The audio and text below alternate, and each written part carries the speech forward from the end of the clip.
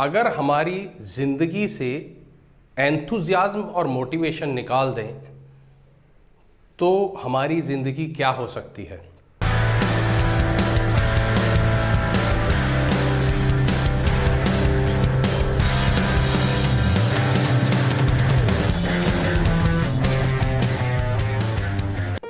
दोस्तों, एक राजा के पास बहुत सारे हाथी थे। ऑफ कोर्स वो हाथी जो थे वो युद्ध के लिए यूज किए जाते थे और उनमें एक हाथी जो था वो राजा का फेवरेट था। उसकी क्वालिटी ये थी कि जब भी उसे युद्ध में लेके जाया जाता था वो युद्ध जीतने के बाद ही हाथी वापस लौटता था और इसी वजह से वो राजा का फेवरेट भी था। किंतु समय बीतता गया और हाथी थोड़ा उम्र में जैसे जैसे बड़ा हुआ तो धीरे धीरे उसे युद्ध में ले जाना कम कर दिया गया, किंतु फिर भी वो राजा का फेवरेट हाथी था। और एक समय ऐसा आया जब वो हाथी को युद्ध में ले जाना बिल्कुल बंद कर दिया और वो सिर्फ बंधा रहता था हाथी राजा के राजमहल में।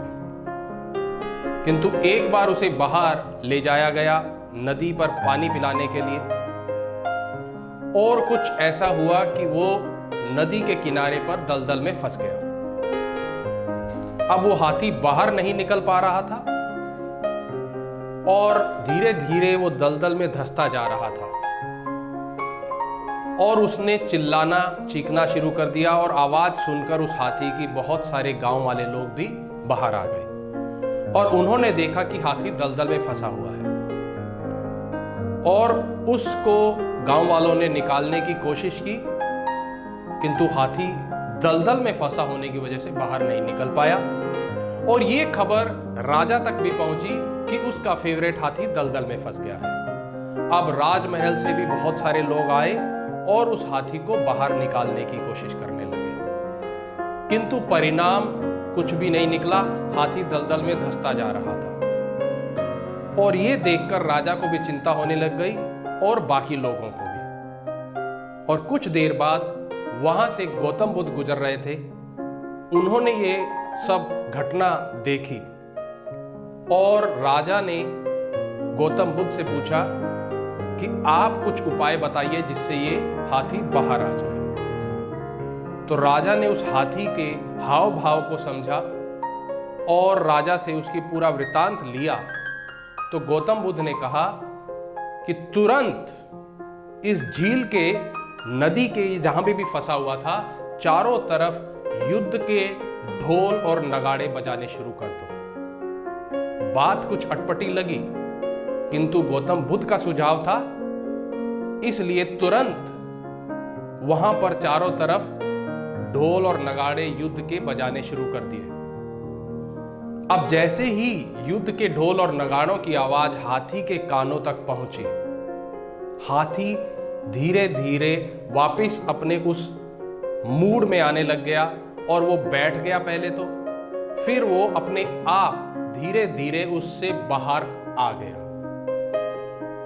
तो जब लोगों ने उससे पूछा कि आपने ऐसा क्यों सजेस्ट किया था, तो गौतम बुद्ध ने कहा कि ऐसा नहीं था कि हाथी में बल नहीं था, सिर्फ जरूरत थी उसको उत्साह देने की, उसको प्रेरणा देने की, उसके अंदर दबी हुई जो इच्छा शक्ति थी उसे जगाने की। बस यही है दोस्तों।